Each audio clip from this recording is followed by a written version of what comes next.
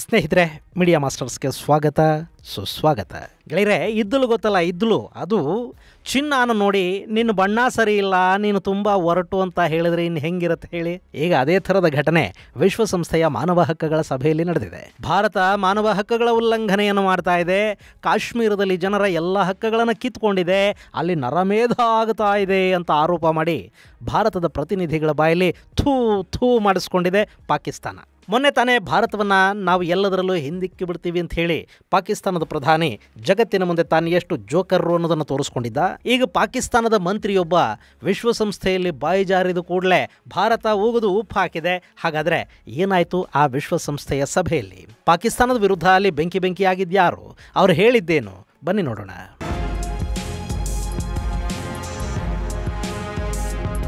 ಗೆಳೆಯರೆ, ಕೆಲವರು ಹಾಗೇನೆ, ಅವರಿಗೆ ಯಾರ ಹತ್ರನಾದರೂ ಬಯಸ್ಕೊಳ್ಳಿಲ್ಲ ಅಂದರೆ ತಿಂದಿದ್ದಾರ್ಗೋದಿಲ್ಲ. ಪಾಕಿಸ್ತಾನಕ್ಕಂತೂ ಅದು ಅಭ್ಯಾಸನೇ ಆಗೋಗಿದೆ. ಅವ್ರ ಸಮಸ್ಯೆ ಏನಪ್ಪ ಅಂದರೆ, ಪಾಪ ಅಂತಾರಾಷ್ಟ್ರೀಯ ವೇದಿಕೆಗಳಿಗೆ ಹೋದಾಗ ಏನಾದರೂ ಮಾತಾಡಲೇಬೇಕು. ಇನ್ನು ಮಾತಾಡೋದಕ್ಕೆ ಅವ್ರ ಹತ್ರ ವಿಷಯ ಏನಿರುತ್ತೆ? ಬಿರಿಯಾನಿ ಕಾಸಿಲ್ಲ, ಅತ್ತರು ತಗೊಂಡು ತುಂಬ ದಿನ ಆಯಿತು, ದುಬೈನವರು ಭಿಕ್ಷೆ ಬೇಡೋದಕ್ಕೆ ಒಳಗೆ ಬಿಟ್ಕೋದಿಲ್ಲ, ಚೈನಾ ನಮ್ಮ ಹೆಣ್ಣು ಮಕ್ಕಳನ್ನೂ ಬಿಡ್ತಾ ಇಲ್ಲ, ಇಂಥ ಮಾತುಗಳನ್ನು ಹೇಳ್ಕೊಳ್ಳೋದಕ್ಕಾಗತ್ತಾ? ಹಾಗಂತ ಸುಮ್ಮನೆ ಕೂತ್ಕೊಳ್ಳೋದಕ್ಕೂ ಆಗೋದಿಲ್ಲ. ಅಷ್ಟು ದೂರ ಹೋಗಿರ್ತಾರೆ ಪಾಪ, ಅಲ್ಲಿ ಏನು ಮಾತನಾಡದೆ ಬಂದರೆ ಏನು ಚಂದ. ಹೀಗಾಗಿ ಅವರು ಮಾತನಾಡೋದಕ್ಕೆ ಅಂತಲೇ ಒಂದು ಫಿಕ್ಸ್ ವಿಷಯ ಮಾಡಿಟ್ಕೊಂಡಿದ್ದಾರೆ. ಅದ್ರ ಬಗ್ಗೆ ತಯಾರಿ ಮಾಡ್ಕೋಬೇಕಾಗಿಲ್ಲ, ತಿಳ್ಕೋಬೇಕಾಗಿಲ್ಲ, ಅಪ್ಡೇಟ್ ಆಗಬೇಕಾಗಿಲ್ಲ. ಯಾವ ವೇದಿಕೆಯ ಮೇಲೆ ನಿಂತರೂ ಅದ್ರ ಬಗ್ಗೆ ಸುಮ್ಮನೆ ಮಾತಾಡ್ಕೊಂಡು ಹೋಗ್ಬಿಡ್ಬಹುದು. ಗಿಳಿಪಾಠ ಒಪ್ಸೋದು ಅಂತಾರಲ್ಲ, ಹಾಗೆ ಒಂದೇ ಸಮಕ್ಕೆ ಹೇಳಿಬಿಡೋ ಥರದ ವಿಷಯ. ಅದು ಏನಪ್ಪ ಅಂದರೆ ನಮ್ಮ ಜಮ್ಮು ಕಾಶ್ಮೀರ. ಈ ಬಡ್ಡಿ ಮಕ್ಕಳನ್ನು ನೋಡ್ರಿ, ಕಳೆದ 75 ವರ್ಷಗಳಿಂದ ಅದನ್ನು ಸಿಕ್ಕ ಅಂತಾರಾಷ್ಟ್ರೀಯ ವೇದಿಕೆಗಳ ಮೇಲೆ ಒಂದೇ ಸಮಕ್ಕೆ ಹೇಳ್ತಲೇ ಬರ್ತಾ ಇದ್ದಾರೆ. ಅಲ್ಲಿ ಅಧಿಕಾರಿಗಳು ಬದಲಾಗ್ತಾರೆ, ಮಂತ್ರಿಗಳು, ಸರ್ಕಾರಗಳು ಬದಲಾಗುತ್ತವೆ. ಆದರೆ ಜಮ್ಮು ಕಾಶ್ಮೀರದ ವಿಷಯದಲ್ಲಿ ಅಂತಾರಾಷ್ಟ್ರೀಯ ವೇದಿಕೆಗಳಲ್ಲಿ ಮಾತನಾಡೋ ಅವರ ಸ್ಟೈಲು ಮತ್ತು ಕಾಂಟೆಂಟು ಮಾತ್ರ ಬದಲಾಗೋದೇ ಇಲ್ಲ. ಅವ್ರ ತಾತ ಜಿನ್ನಾ ಕಾಲದಿಂದ ಆಡಿದ್ದೇ ಆಡೋ ಕಿಸುಬಾಯ್ ದಾಸ ಅನ್ನೋ ಹಾಗೆ ಹೇಳಿದ್ದನ್ನೇ ಹೇಳ್ಕೊಂಡು ಇವತ್ತಿಗೂ ಸಾಯ್ತಾ ಇದ್ದಾರೆ. ಇನ್ನು ವಿಶ್ವಸಂಸ್ಥೆಯ ವೇದಿಕೆಗಳದನ್ನು ಕೇಳಿಸ್ಕೊಳ್ತಾ ಇರುತ್ತವೆ. ಯಾಕೆಂದರೆ ಅವ್ರಿಗೆ ಗೊತ್ತಿದೆ, ಈ ಪಾಕಿಗಳ ಭಾಷಣ ಮುಗಿದು ಕೂಡಲೇ ಭಾರತ ಅದಕ್ಕೆ ಉತ್ತರ ಕೊಡುತ್ತೆ. ಆ ಉತ್ತರ ಕೇಳೋದಕ್ಕೆ ಇಂಪಾಗಿ ಮತ್ತು ಪಾಕಿಸ್ತಾನದ ಮಾನ ಕಳೆಯೋ ಹಾಗಿರುತ್ತೆ ಮತ್ತು ಅದು ಸಖತ್ತು ಮಜಾ ಕೊಡುತ್ತೆ ಅಂತ. ಹೀಗಾಗಿ ವಿಶ್ವ ವೇದಿಕೆಗಳು ಕೂಡ ಪಾಪ ಪಾಕಿಗಳಿಗೆ ಮಾತನಾಡೋದಕ್ಕೆ ಬಿಡ್ತಾ ಹೋಗ್ತಾರೆ. ಅಲ್ಲಿ ನಾನಾ ದೇಶಗಳ ಸೀರಿಯಸ್ ಸಮಸ್ಯೆಗಳನ್ನು ಕೇಳಿಸ್ಕೊಂಡಿರ್ತಾರಲ್ಲ ಪ್ರತಿನಿಧಿಗಳು, ಮಧ್ಯೆ ಒಂದು ಸ್ವಲ್ಪ ಸ್ಟ್ಯಾಂಡಪ್ ಕಾಮಿಡಿ ಕೂಡ ಬೇಕಾಗುತ್ತೆ. ಹೀಗಾಗಿ ಪಾಕಿ ಪ್ರತಿನಿಧಿಗಳು ಬಂದರೆ ಸ್ಟ್ಯಾಂಡಪ್ ಕಾಮಿಡಿಯನ್ನುಗಳು ಬಂದಷ್ಟೇ ಖುಷಿ ವಿಶ್ವಸಂಸ್ಥೆಯ ಪ್ರತಿನಿಧಿಗಳಿಗೆ ಕೂಡ ಆಗತ್ತೇನು.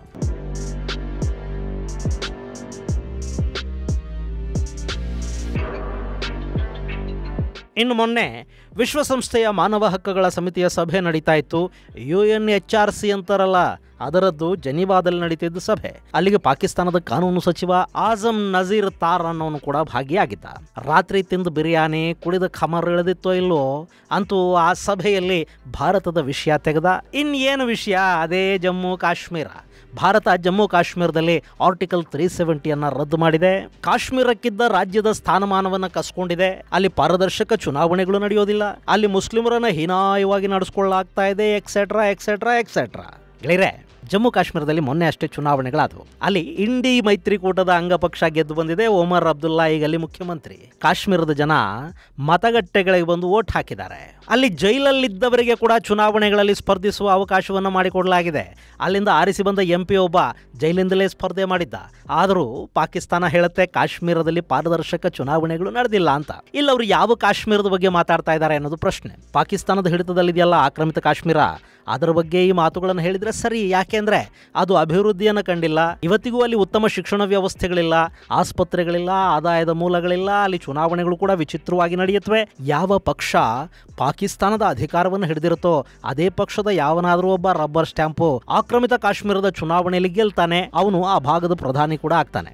ಇನ್ನು ಈಗ ಆಕ್ರಮಿತ ಕಾಶ್ಮೀರದ ಜನ ನಿಮ್ಮ ಗುಲಾಮಗಿರಿ ಸಾಕು, ನಾವು ಪಾಕಿಸ್ತಾನದಿಂದ ಈಗ ಬೇರೆ ಆಗಬೇಕು ಅಂತ ಹೇಳ್ತಾ ಇದ್ದಾರೆ. ಆದರೂ ಪಾಕಿಸ್ತಾನ ಆಕ್ರಮಿತ ಕಾಶ್ಮೀರವನ್ನು ಬಲವಂತವಾಗಿ ತನ್ನ ಹಿಡಿತದಲ್ಲಿಟ್ಕೊಂಡಿದೆ. ಆಕ್ರಮಿತ ಕಾಶ್ಮೀರದಿಂದ ಪಾಕಿಸ್ತಾನ ತನ್ನ ಸೇನೆಯನ್ನು ಹಿಂದಕ್ಕೆ ತಗೋಬೇಕು ಅಂತ ವಿಶ್ವಸಂಸ್ಥೆ ಕೂಡ ಹೇಳಿದೆ. ಆದರೂ ಆಕ್ರಮಿತ ಕಾಶ್ಮೀರವನ್ನು ಪಾಕಿಸ್ತಾನ ತೆರವುಗೊಳಿಸ್ತಾ ಇಲ್ಲ.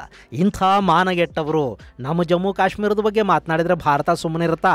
ಭಾರತದ ಪ್ರತಿನಿಧಿ ಕ್ಷಿತಿಜ್ ತ್ಯಾಗಿ ಮೊನ್ನೆ ಕ್ರಿಕೆಟ್ ಮ್ಯಾಚ್ ಅಲ್ಲಿ ವಿರಾಟ್ ಕೊಹ್ಲಿ ಪಾಕಿಸ್ತಾನದ ಬೌಲರ್ಗಳಿಗೆ ಬಾರಿಸಿದ್ರಲ್ಲ, ಹಂಗೆ ಪಾಕಿಸ್ತಾನಕ್ಕೆ ವಿಶ್ವಸಂಸ್ಥೆಯ ವೇದಿಕೆಯ ಮೇಲೆ ಈ ಕ್ಷಿತಿಜ್ ತ್ಯಾಗಿ ಬಾರಿಸೋದಕ್ಕೆ ಶುರು ಮಾಡಿದ್ದಾರೆ. ಗೆಳೆಯರೆ, ಕ್ಷಿತಿಜ್ ಅವರು 2011 ಬ್ಯಾಚ್ನ IFS ಅಧಿಕಾರಿ. ಅಷ್ಟೇ ಅಲ್ಲ, ಅವರು ಮೆಕ್ಯಾನಿಕಲ್ ಇಂಜಿನಿಯರ್ ಕೂಡ. ಖರಗ್ಪುರ್ IITಯಲ್ಲಿ ಕಲಿತು ಒಂದಷ್ಟು ದಿನ ವಿದೇಶಗಳಲ್ಲಿ ಕೆಲಸ ಮಾಡಿ ಆನಂತರ UPSC ಪರೀಕ್ಷೆ ಬರೆದು 2014ರಿಂದ ಅಧಿಕೃತವಾಗಿ ಭಾರತದ ವಿದೇಶಾಂಗ ಇಲಾಖೆಯಲ್ಲಿ ಕೆಲಸ ಮಾಡ್ತಾ ಇದ್ದಾರೆ. ನಾನಾ ದೇಶಗಳ ರಾಯಭಾರ ಕಚೇರಿಗಳಲ್ಲಿ ಕೆಲಸ ಮಾಡಿದ್ದ ಕ್ಷಿತಿಜ್ ಈಗ ವಿಶ್ವಸಂಸ್ಥೆಯ ಮಾನವ ಹಕ್ಕುಗಳ ವಿಭಾಗದಲ್ಲಿನ ಭಾರತೀಯ ಪ್ರತಿನಿಧಿಗಳ ತಂಡದಲ್ಲೊಬ್ಬರು.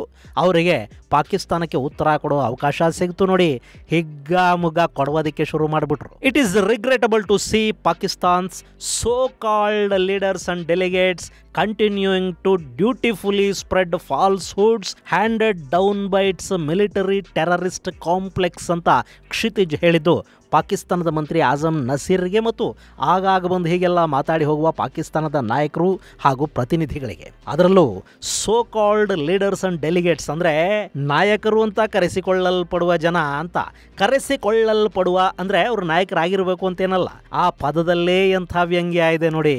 ಅವರು ವಿಶ್ವ ವೇದಿಕೆಗಳ ಮೇಲೆ ಅಲ್ಲಿನ ಸೇನಾ ಭಯೋತ್ಪಾದಕ ವಿಭಾಗಗಳು ಹರಡುವ ಸುಳ್ಳುಗಳನ್ನೇ ಹರಡ್ತಾ OIC ಅಂದರೆ ಆರ್ಗನೈಸೇಷನ್ ಆಫ್ ಇಸ್ಲಾಮಿಕ್ ಕೋಆಪರೇಷನ್ ಅನ್ನು ಕೂಡ ತಮ್ಮ ಮುಖವಾಣಿಯನ್ನಾಗಿ ಬಳಸಿಕೊಳ್ಳುವ ಮೂಲಕ ಅದನ್ನು ಹಾಸ್ಯಾಸ್ಪದ ಮಾಡ್ತಾ ಮುಸ್ಲಿಂ ದೇಶಗಳ ಕೂಟವನ್ನು ಕೂಡ ತಮ್ಮ ಲಾಭಕ್ಕಾಗಿ ಜೋಕರ್ಗಳನ್ನಾಗಿ ಮಾಡೋದಕ್ಕೆ ಹೋಗ್ತಾ ಇರೋದು ವಿಷಾದನೀಯ ಅಂತ ಹೇಳುವ ಮೂಲಕ ಬರೀ ಪಾಕಿಸ್ತಾನಕ್ಕಷ್ಟೇ ಅಲ್ಲ, ಆ OICಗೆ ಕೂಡ ಒಂದು ಚಾಟಿ ಏಟನ್ನು ಕೊಟ್ಟರು ಕ್ಷಿತಿಜ್. ಇನ್ನು ಜಮ್ಮು ಕಾಶ್ಮೀರ ಭಾರತದ ಅವಿಭಾಜ್ಯ ಅಂಗ, ಅದನ್ನು ಯಾರೂ ಭಾರತದಿಂದ ಬೇರ್ಪಡಿಸೋದಕ್ಕೆ ಸಾಧ್ಯ ಆಗೋದಿಲ್ಲ.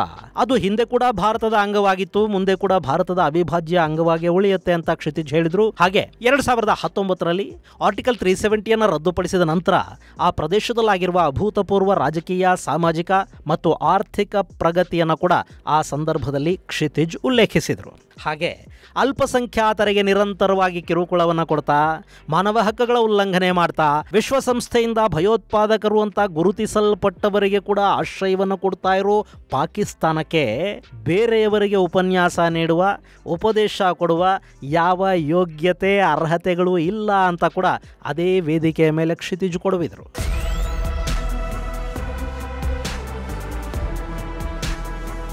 ನಿಜಾನೇ ಅಲ್ವಾ? ಪಾಕಿಸ್ತಾನದ ಇವತ್ತಿನ ಪರಿಸ್ಥಿತಿ ಅದಕ್ಕಿಂತ ಭಿನ್ನವಾಗಿ ಏನಾದರೂ ಇದೆಯಾ? ಇವತ್ತಲ್ಲ, ಅವ್ರು ಯಾವತ್ತೂ ಇದ್ದಿದ್ದು ಹಾಗೇನೆ.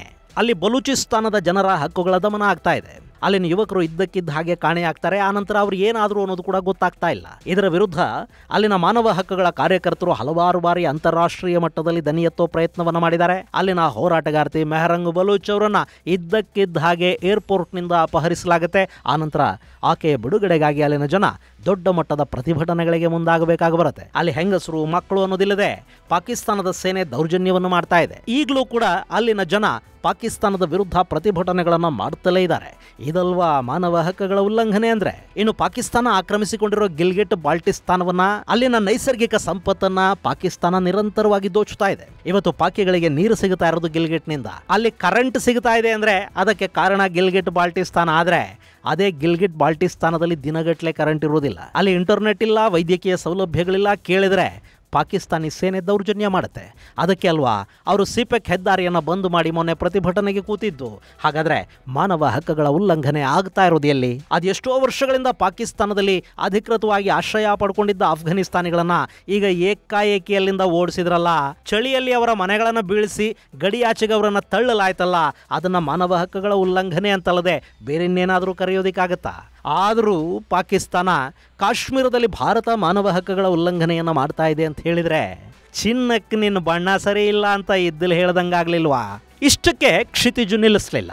ಇವತ್ತು ಆಡಳಿತದಲ್ಲಿ, ಆರ್ಥಿಕತೆಯಲ್ಲಿ, ಕಾನೂನು ಸುವ್ಯವಸ್ಥೆಯಲ್ಲಿ, ಪ್ರಜಾಪ್ರಭುತ್ವದ ಮೌಲ್ಯಗಳಲ್ಲಿ ಎಲ್ಲದರಲ್ಲೂ ವಿಫಲ ರಾಷ್ಟ್ರವಾಗಿರೋ ಪಾಕಿಸ್ತಾನ ಅಂತಾರಾಷ್ಟ್ರೀಯ ವೇದಿಕೆಗಳಲ್ಲಿ ಬೂಟಾಟಿಕೆಯ ಮಾತುಗಳನ್ನು ನಿಲ್ಲಿಸಬೇಕು ಅಂತ ಕೂಡ ಹೇಳಿದರು. ಗೆಳೆಯರೆ, ಅಲ್ಲಿನ ಮಾಜಿ ಪ್ರಧಾನಿ ಇಮ್ರಾನ್ ಖಾನ್ ಜೈಲಲ್ಲಿದ್ದಾರೆ. ಅವರ ಪಕ್ಷದ ಮಾನ್ಯತೆಯನ್ನು ರದ್ದು ಮಾಡಿ ಅವರ ಕಾರ್ಯಕರ್ತರನ್ನು ಜೈಲಿಗೆ ಕಳುಹಿಸಿ ಬಹುಮತ ಇಲ್ಲದೇ ಇದ್ದರೂ ಅತಿ ದೊಡ್ಡ ಪಕ್ಷವಾಗಿ ಆರಿಸಿ ಬಂದ ಪಕ್ಷವನ್ನು ಅಮಾನ್ಯತೆಯ ಕಾರಣದಿಂದ ಆಚೆಗಿಟ್ಟು ಅಧಿಕಾರ ನಡೆಸ್ತಾ ಇರೋದು ಪಾಕಿಸ್ತಾನ.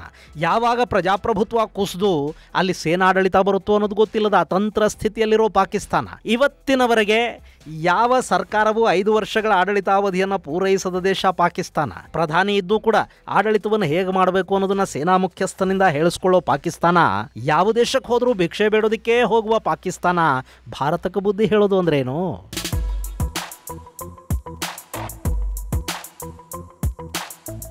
ಇನ್ನು ಮೊನ್ನೆ ಅಷ್ಟೇ ವಿಶ್ವಸಂಸ್ಥೆಯ ಭಾರತದ ಕಾಯಂ ಪ್ರತಿನಿಧಿ ಪರ್ವತನೇನಿ ಹರೀಶ್ ಕೂಡ ಪಾಕಿಸ್ತಾನವನ್ನು ಭಯೋತ್ಪಾದನೆಯ ವಿಷಯದಲ್ಲಿ ವಿಶ್ವಸಂಸ್ಥೆಯಲ್ಲೇ ತರಾಟೆಗೆ ತಗೊಂಡಿದ್ರು. ಜೈಷ್ ಎ ಮೊಹಮ್ಮದ್, ಲಷ್ಕರ್ ಎ ತೈಬಾ ಮುಂತಾದ ಉಗ್ರ ಸಂಘಟನೆಗಳನ್ನು ಭಾರತದ ವಿರುದ್ಧ ಸದಾ ಪ್ರಚೋದಿಸುವ ಮೂಲಕ ಪಾಕಿಸ್ತಾನ ಭಾರತವನ್ನು ಅತಂತ್ರಗೊಳಿಸುವ ಪ್ರಯತ್ನವನ್ನು ಮಾಡ್ತಾ ಇದೆ.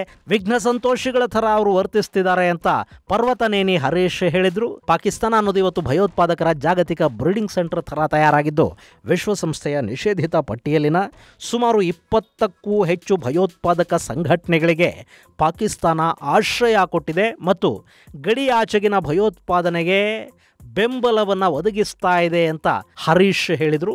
ಈಗ ಕ್ಷಿತಿಜ್ ತ್ಯಾಗಿ ಕೂಡ ಪಾಕಿಸ್ತಾನವನ್ನು ಮಾನವ ಹಕ್ಕುಗಳ ವೇದಿಕೆಯಲ್ಲಿ ಕೊಡವಿ ಒಣಗಿ ಹಾಕಿದ್ದಾರೆ. ಅಲ್ಲಿ ಇನ್ನೂ ಸಾವಿರ ಬಾರಿ ಹೀಗೆಲ್ಲ ಅವಮಾನ ಮಾಡಿಸ್ಕೊಂಡ್ರೂ ಕೂಡ ಪಾಕಿಸ್ತಾನ ಏನು ಸರಿ ಹೋಗೋದಿಲ್ಲ. ಯಾಕೆಂದರೆ ಯಾರಿಗೆ ಮಾನ ಇರುತ್ತೋ ಅವರಿಗೆ ತಾನೇ ಅವಮಾನ. ಈ ಮಾನಗೇಡಿಗಳಿಗೆ ಏನಂದ್ರೆ ಏನು, ಯಾವ ಅವಮಾನ ಮಾಡಿದರೆ ಏನು ಬಂತು ಭಾಗ್ಯ ಅಲ್ವೇ? ಇದು ಗೆಳೆಯರೆ ಪಾಕಿಸ್ತಾನ ವಿಶ್ವಸಂಸ್ಥೆಯಲ್ಲಿ ಮತ್ತೆ ಬಾಯಿ ಬಿಟ್ಟು ಬಣ್ಣಗೇಡು ಅನ್ನಿಸ್ಕೊಂಡಿರುವುದರ ಕುರಿತಾದ ಒಂದಷ್ಟು ಮಾಹಿತಿ. ಮುಂದಿನ ಸಂಚಿಕೆಯಲ್ಲಿ ಮತ್ತಷ್ಟು ವಿಶೇಷಗಳ ಜೊತೆ ಮತ್ತೆ ಭೇಟಿಯಾಗೋಣ. ಅಲ್ಲಿವರೆಗೆ ಜೈ ಹಿಂದ್, ಜೈ ಕರ್ನಾಟಕ.